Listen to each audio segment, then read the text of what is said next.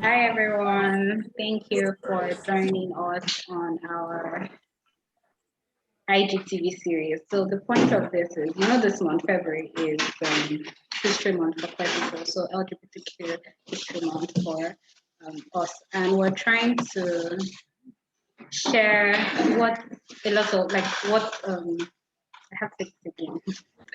So the whole point of our IGTV series is we're trying to let queer Nigerians, especially younger queer Nigerians, know how much work we have done in curating history according to our lives, and then how much we should be doing, how much work we should be doing. So which is why I chose you, all three of you, to do, because all of you have your different Harry's in media, Nelson Wright, which is also in media because he just joined the couple, and there's also Uyai who produced and works there. So I think this is an amazing setup, and I think that we're going to learn a lot from here.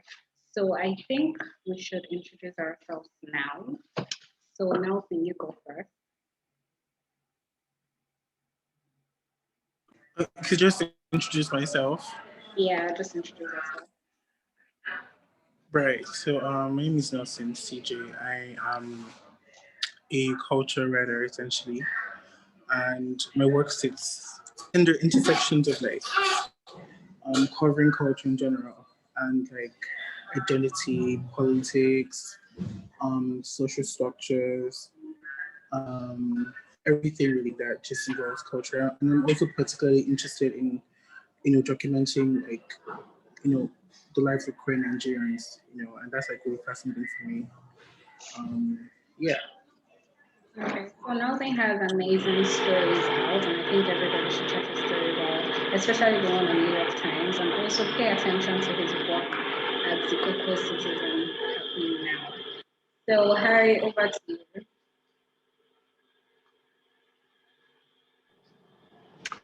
Hi everyone, my name is Harry Itie. I'm the founder and editor-in-chief of the Western Times, a platform aimed at elevating the conversation around LGBT people in Nigeria, and also the editor for Love Matters Nigeria, another media platform that is passionate about um, talking about sexual and reproductive health rights for young people, and also love, sex, and relationships for young people also.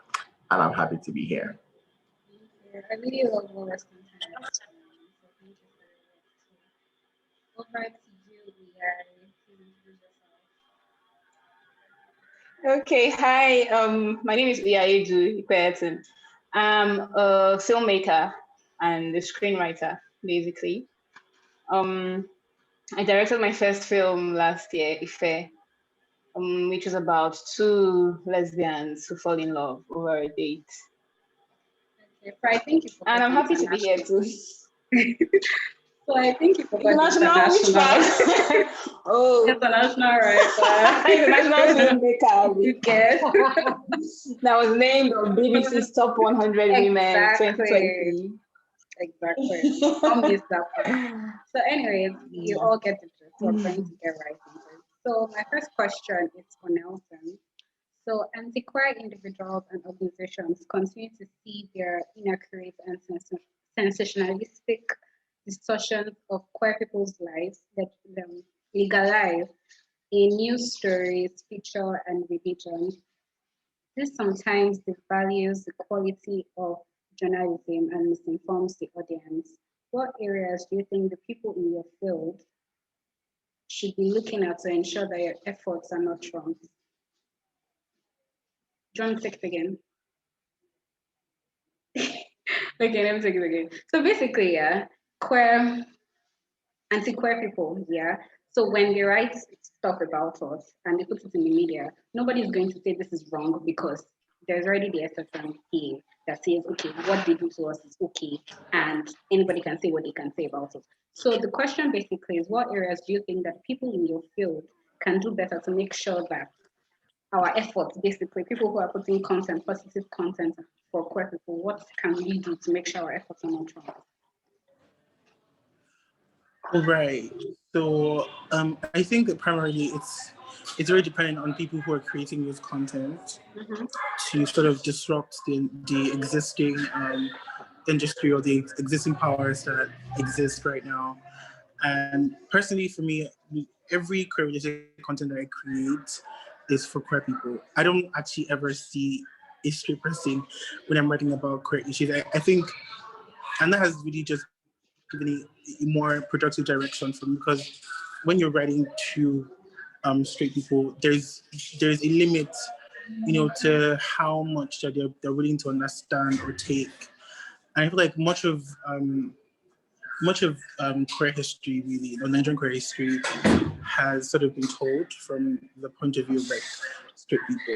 So it's like super important that every step of the way I'm writing for queer people and building that industry and that base, and sort of finding ways to, because I mean, through understanding history and understanding where we're coming from and what we're doing and everything, it makes it easier to find ways to move forward and just disrupts the existing powers that be.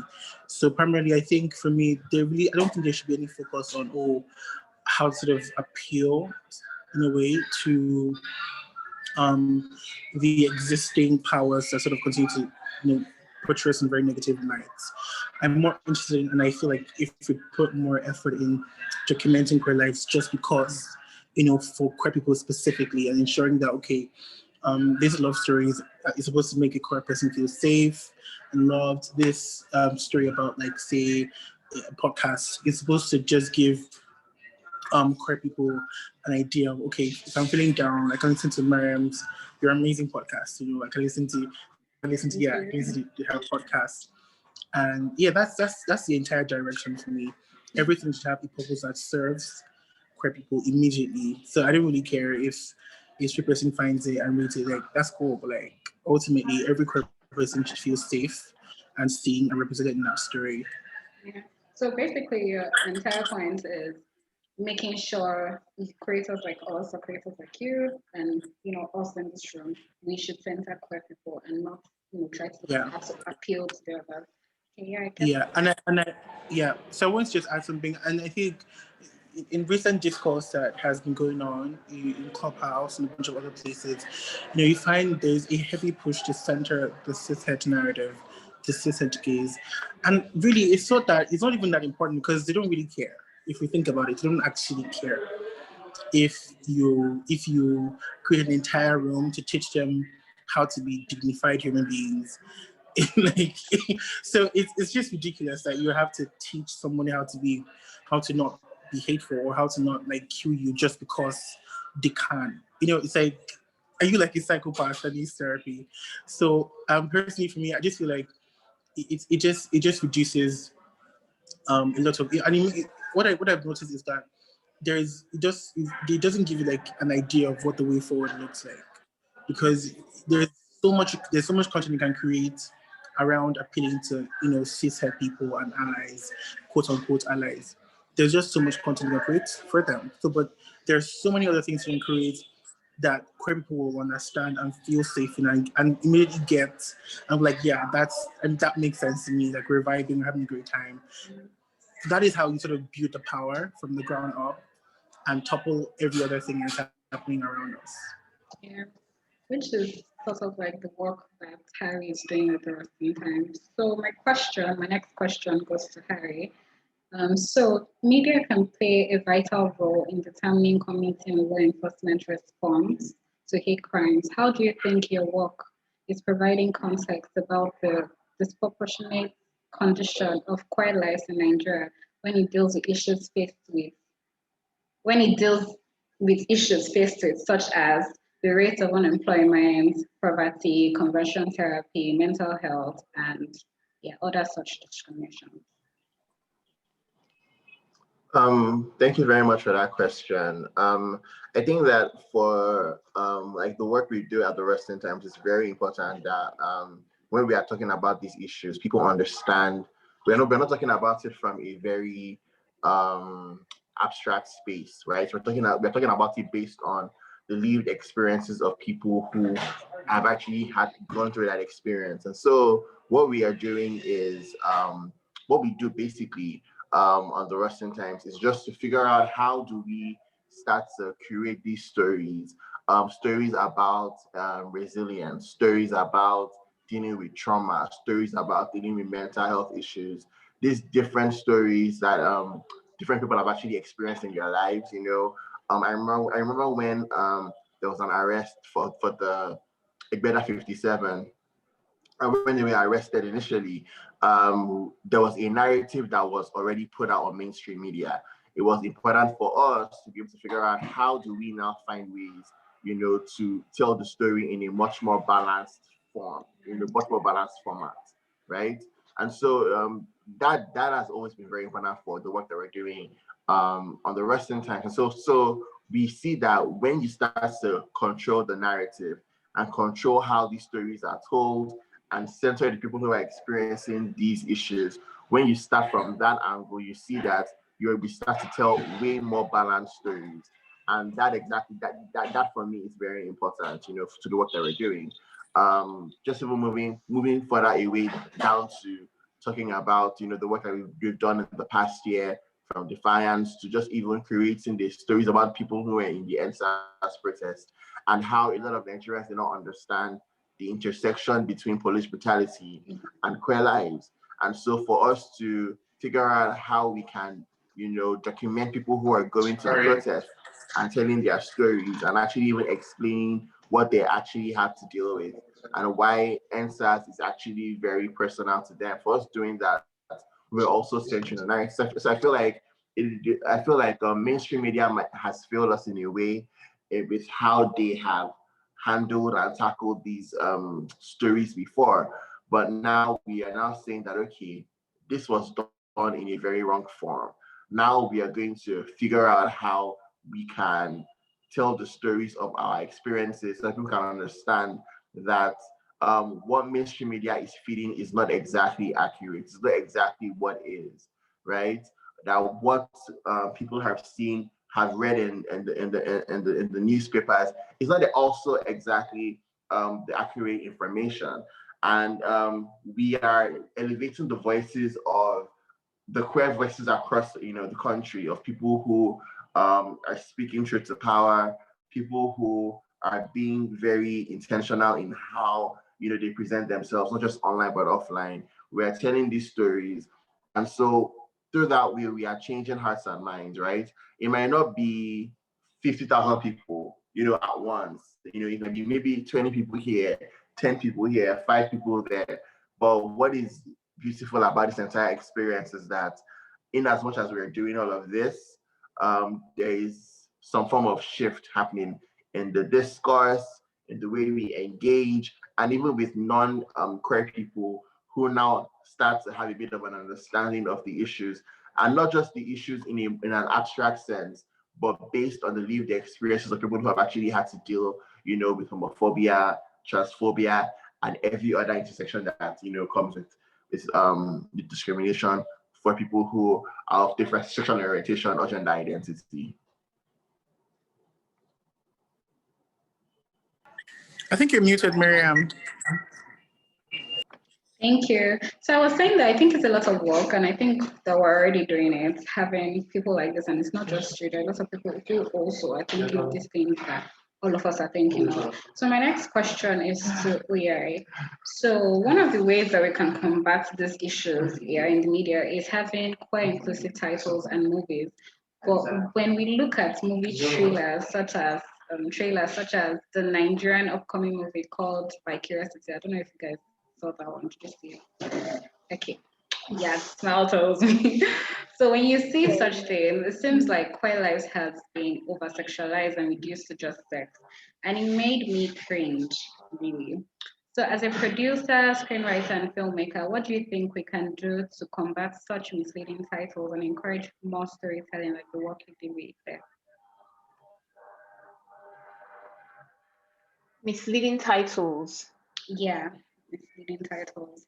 Now, Just read the last part again, just the question. Yeah. Okay, so the question is, as a producer, screenwriter, and filmmaker, what do you think we can do to combat such misleading titles and encourage more storytelling like the work you did with Ikpe? Okay. So first off, even with movie titles, as you've mentioned, I've noticed that there are usually 3 kinds of films when they're dealing with queer characters, there are usually three kinds that they do.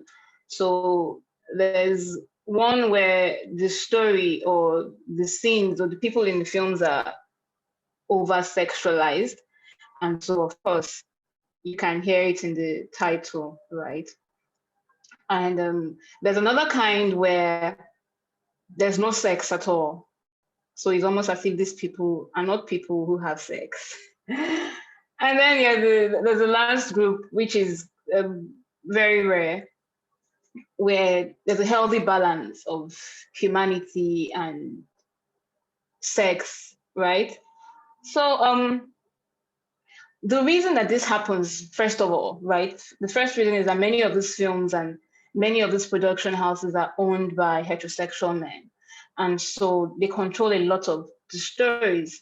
And which is why, especially for films that have especially lesbian characters, it's still a performance for the male gaze, because these are the people who control it, right? And they're heterosexual men, and they don't know, they're completely ignorant of how the average day in a queer person's life, which is pretty much average day in anybody's life, right? And that is exactly how the story should be told, and that's how the film should be titled. So I think that creators, and I'm really speaking about queer creators, because I'm not really expecting heterosexuals to make films about queer people, because again, back to the male gaze issue.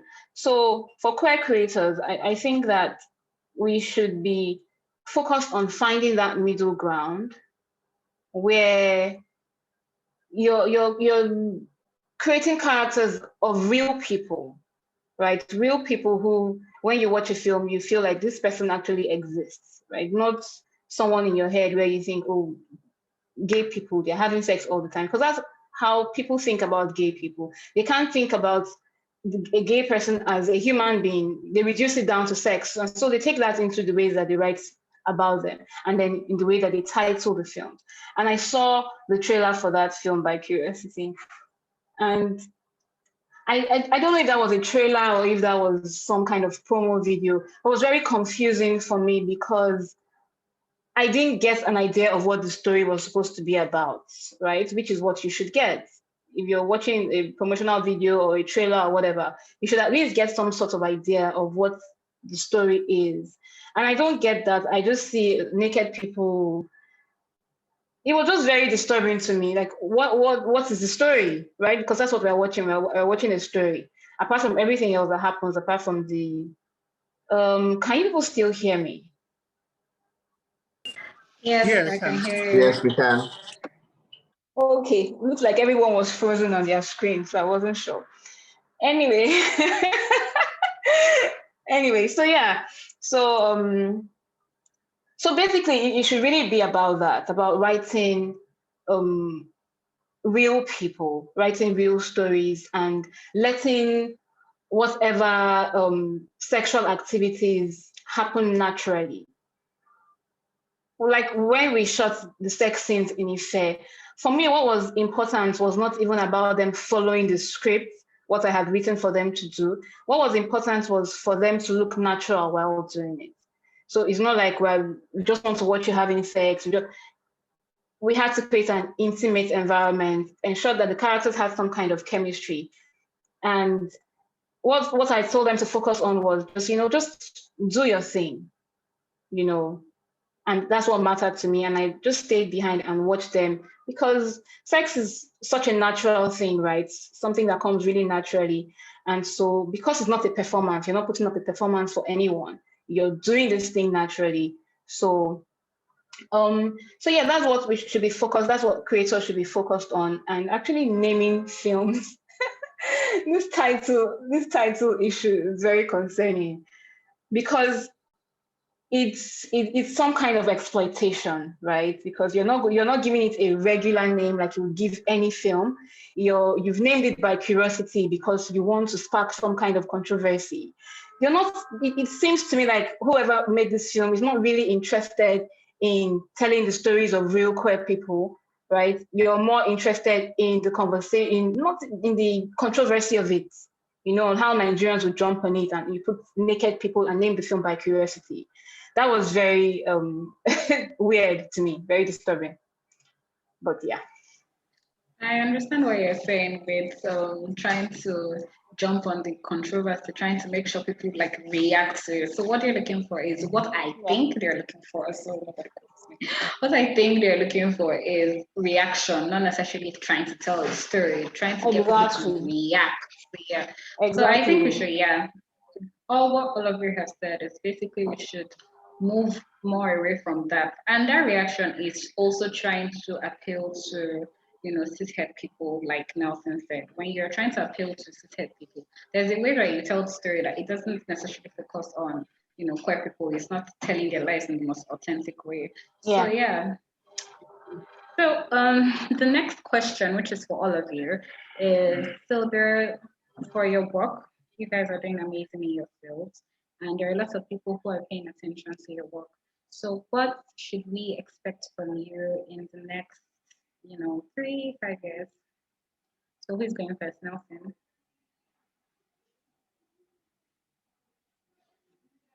Your mic is mute. Yeah, so primarily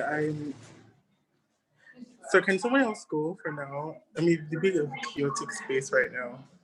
Is that fine?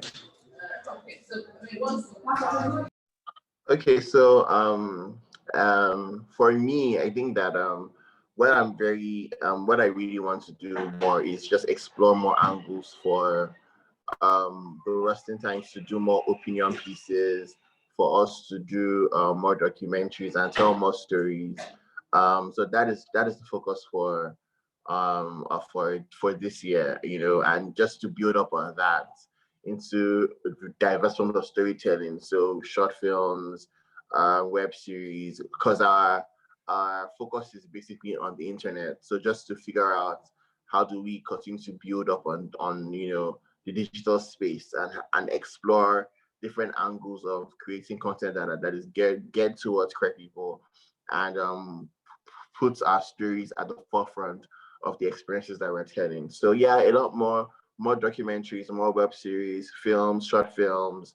Yeah, that is what we're looking at. Yeah, I totally second that because I feel the more people see, like, have faces to it, the more they can relate. So yeah, what should we be expecting from you? Very similar to Harry. Same. I plan to do more films that center queer characters. So some short films, feature-length films, web series as well. And when I say queer characters, I really, really mean LBQ women. I'm really focused on telling women's stories and amplifying their voices.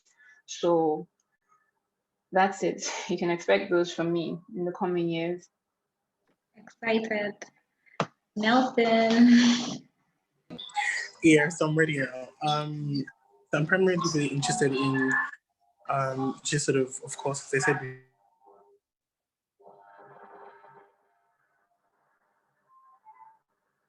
Is it just me or the Nelson freeze?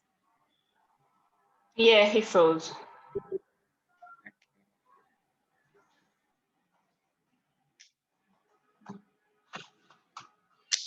That's the last question. Okay. I'm going to give it 1 minute and then, because I can cut this part out. So I'll wait for him for 1 minute and then if that doesn't work, I'll just round up and we'll go.